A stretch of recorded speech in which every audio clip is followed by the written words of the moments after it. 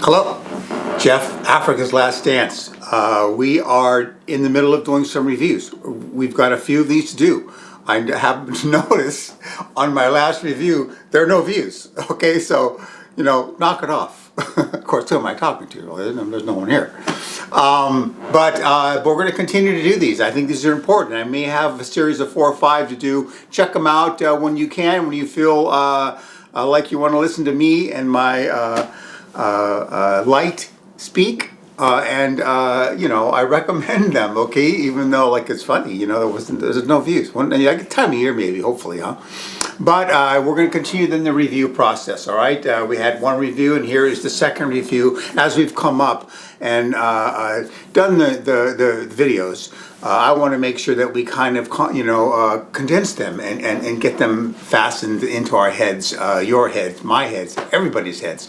And I think reviews kind of help do that, so that's why we're going to keep doing them. I just spoke about fasting then, and how I think it's a good exercise, a good habit to do. There are different ways of doing intermittent fasting, which just means you just don't eat for certain times of the day, a certain large part of the day. Give yourself time. Basically, it's giving yourself time to and your body a way to clean itself out. Okay, rather than shoveling food in your mouth all the time. It is not a difficult process. Sometimes more difficult than others. The last fast I did only for 3 days. I couldn't stand it anymore.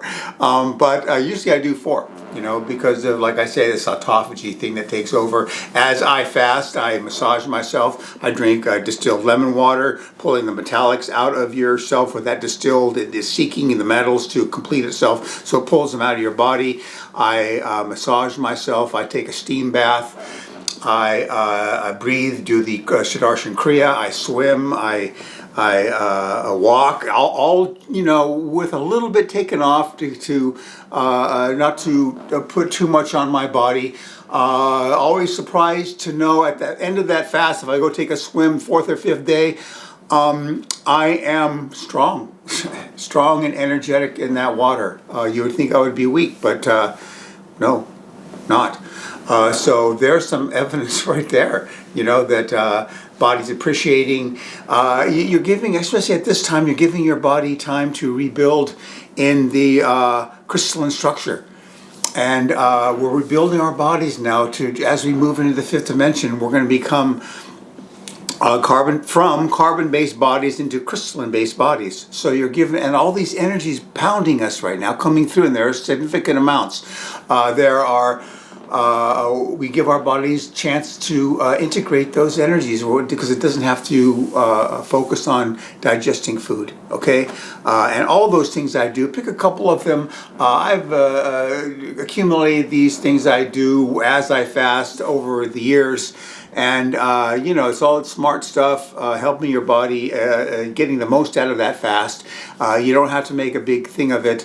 You don't have to do it with a lot of vigor. Just do it softly and easy, and let your body continue to flush out what that fast is designed to do. So there is that. Do you need to fast to get to where we want to go? No. Do you need to have a clean body to get to where we want to go? Yeah, I would say you have to do something. I am a vegetarian for the most part. I eat a little bit of chicken every once in a while, but vegetarianism comes highly recommended. We're murdering animals and eating their fear and terror. It's all in the meat, nobody I know that says it's a good idea to eat pork or beef. It's not, because of that factor, other factors too. Just when I stopped, we'll go into diet. When I stopped eating meat, my body odor went away. 85% of it went away. I haven't used deodorant in years. There's the clues too. We'll get into diet and I'll tell you more about that. There's a huge clue right there. Your body isn't sweating out meat. which is, there's the evidence right there that it's kind of hard on your body to have to deal with all that. A lot of the people I know, smart people, say that we are never really designed to eat. We're not supposed to be eating meat. We're supposed to be vegetarian. Most of the planets in this galaxy that have intelligent life forms, they don't eat meat. They're vegetarian. I got that from some galactic that said, that's the way most other intelligent beings at our level or above, they don't kill animals and eat them. So there is all that info that we want to process. As we go through life and as we get to the heart center, we want to reach out and do things we never did to other, to include other people in our little realities. I know that this is interesting. As I'm in stores, or no matter where I am, it's so easy for me to kind of drum up a quick conversation with somebody. I didn't used to be that way. All of us are probably not used that way. As we are in our mind walking around separate individuals, as I'm starting to expand from the heart, it's just easy for me to talk to others in a grocery line, or getting coffee, or walking down the street, or standing waiting to cross the street. It's just a sort of a second nature when it wasn't that way before. I was just myself going through life like they're going through life. Sometimes they don't like it. Sometimes they go, what's this guy talking about? And so then in all those kind of ways, as you start to include others in casualness, you may get slapped down, and it happens, and you have to learn how to handle that. It can be painful, it can be a little bit painful when they kind of like that, and but honor the pain and learn how to flush the pain out quicker and quicker, because you have to just learn how to honor the pain. Don't run from it. Honor it and accept it and be aware of it, and have a different attitude toward it. And don't let it make you think that you're some sort of weakling or whatever it may be. You feel weakened by exposing yourself and then being slapped down. Then you feel pain, and you feel weak, and you feel like whatever. But you got to get beyond that. All is this game. Take it lightheartedly and take it a game. Don't let it stop you. I was trying to kiss that girl's one hand one time, and she pulled it away, and it hurt. It was painful. But I worked through it, and I feel as though if she was a little bit higher vibrating person, she would have let that go. She would have let that go through. But she had her own issues working, and that's perfectly fine. But we have to learn how to handle things gracefully, and all forgiveness, all surrender, all acceptance, all allowance, and no resistance. That mantra helps you do that, really, essentially. Always respond with kindness when people treat you rudely. Always don't ever try not to ever respond in anger. Or some sort of low vibration fear or whatever, low vibration example. Yogananda, what he was saying was that when he came here and people would talk to him rudely and behave for him rudely and say mean things or abrupt things, he always responded in kindness, firmness, but kindness. And as he did that, that helped him get out of this 3D tit for tat sort of a reality into something a little bit more expansive, and an area that you can handle and manage those things much easier, and it's not it's a much more pleasant place to be as we expand in the heart. To be able to manage those things without being drawn down, sucked into the vortex of ego responses. Got it? And that's what he did, and that's what he said, and that's we're going to follow that. It makes common spiritual sense, really. No big deal there. Always, as I say, you're in this world, but not of it. Okay, as we do these things, always responding in centeredness, in heart centeredness, and tenderness, in humility, in authenticity, and graciousness. All these things are going to take us upward to where we want to go. You got that? Inner spaciousness, as we drop into the heart too, we're going to experience this sort of inner spaciousness that allows us affords us the opportunity to be able to look around if someone's calling you names or something. You have that space inside you that it doesn't penetrate. It isn't personalized. You just notice it, and you in that beautiful place, you can deconstruct. You go toward the person. You don't go, and then you kind of say, find out what he's about or why he's doing that, and you deconstruct his anger, deconstruct his hostility from that sort of place of response, the immediate response that we normally do. You have space, inner space as you sit in the heart, and you're able to manage and work through those types of things, and maybe do him some good at the same time. See, what you're doing at that point is you're trying to, not only you're working yourself, but you're working on him, trying to deconstruct the situation and help each of you walk away from that situation a little bit better person for it. You got it? You're taking responsibility right there when you don't respond in egoness, in ego mind-centeredness of tit for tat. I'm going to get him now. He got that whole thing.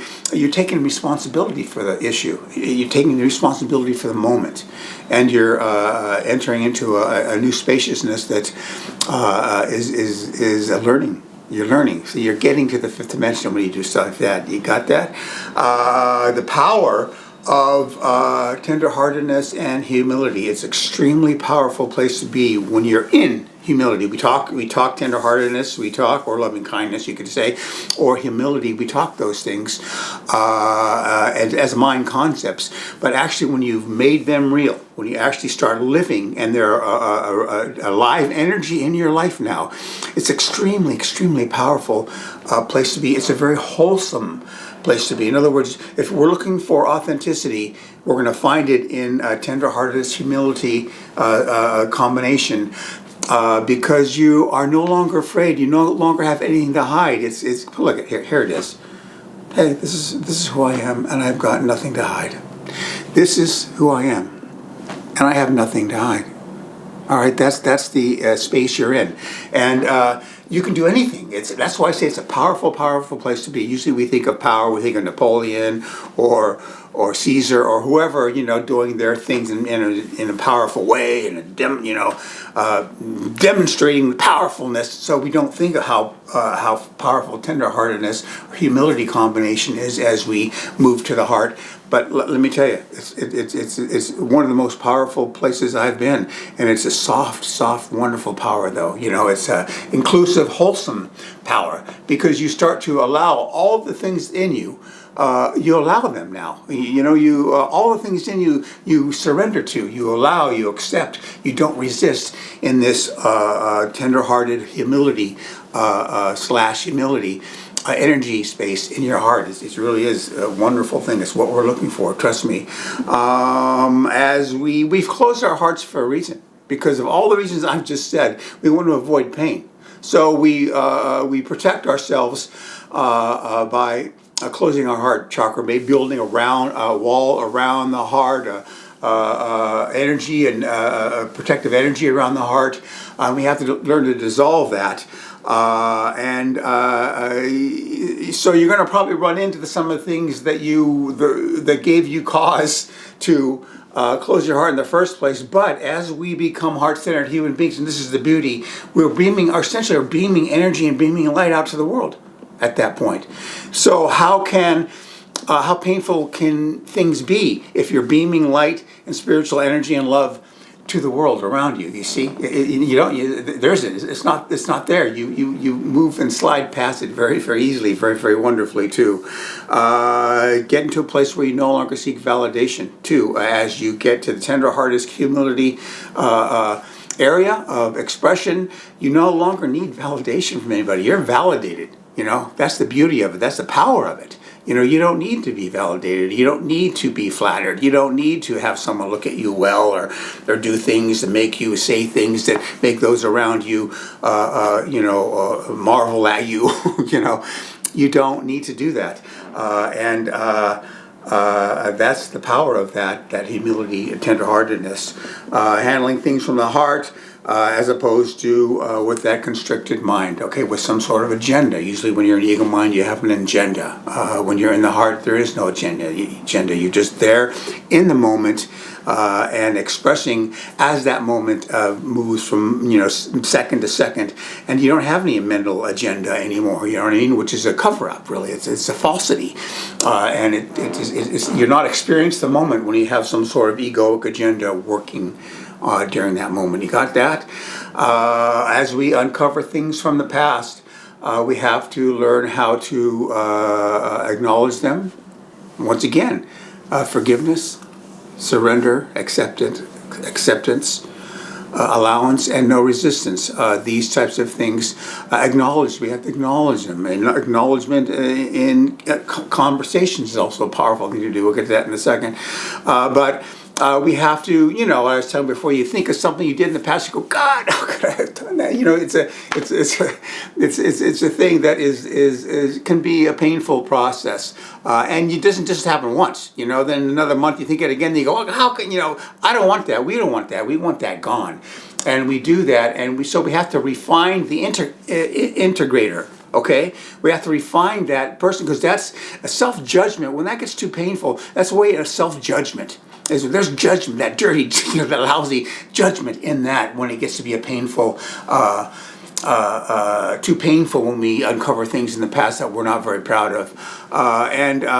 So we have to refine the process a little bit, and how you do that is through love. Like I say, when you're in the heart center, when you're expressing and being love and tenderheartedness and humility, you can look at those things and it's easy. You don't have that, oh God, it's, you just take a good look at it and you feel a little regret, but it's easier, much easier. That's what I'm saying. I don't know how much of these things we have to clear up before we get into the heart. We'll find out as we move along. We're figuring this out, me and you together.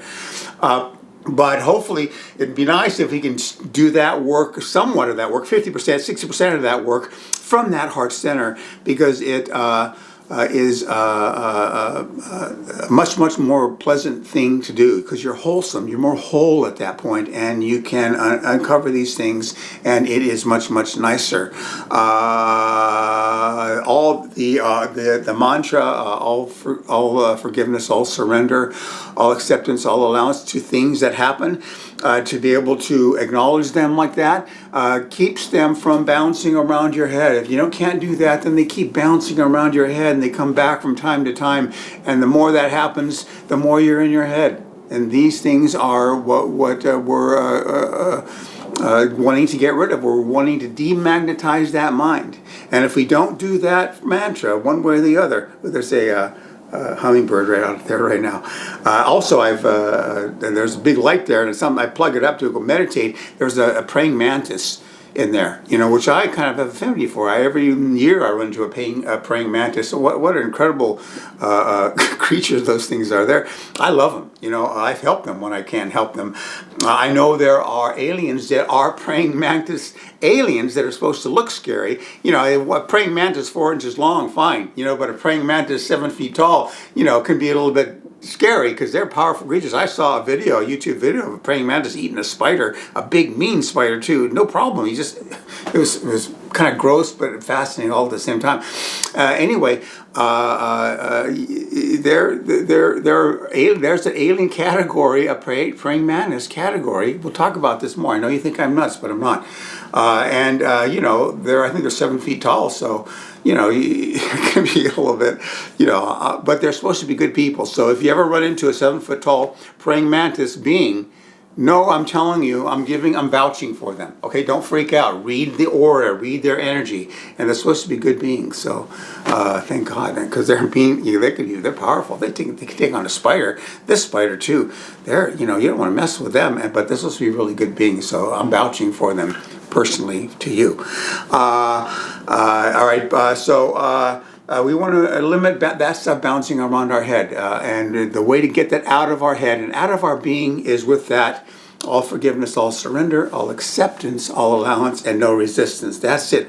Acknowledgement. Acknowledge people around you. Acknowledge people. That's a good thing. When you don't know what to do, and someone's coming at you with something that they're unhappy with. My roommate has said something, that was actually true. And she was expressing a very true thing. And I said, I acknowledge that, everything you said. I didn't rebut. I didn't say, well, but, I just said, I acknowledge everything you said. All right, it was the truth. You spoke truth. And I acknowledge what you said, and I didn't fight back. I didn't say, well, but I can, I didn't know that shit. I just absorbed it and was really gracious about it, and that's what I'm learning. We'll go into a video at some point about what I've learned so far, what my progress report is to you guys on this whole thing. Let's hold it right there. I'm going to try to get 20 minutes or less. That's it. So hooray, as we continue with these reviews. I know you're not listening, but I don't care. You will. Someday you will. Okay. That's the funny joke of the day. I'm doing these reviews. Jeff, no one's really even listening. Yeah, well, I know. I'm doing the best I can. I know you're so smart, Jeff. They just don't up to your level just yet. They're not quite there yet. They will be someday. Well, I certainly hope so. Can I have your autograph? You were so smart. That's it. I love you. I am Jeff Africa, citizen of Earth, loyal patriot of the United States of America, and I stand unafraid. And these four, Mother Earth, Divine Mother, Paramahansa Yogananda, and Jeshua Ben Joseph, I've chosen these. These people I love, these beings I love, they have something I want.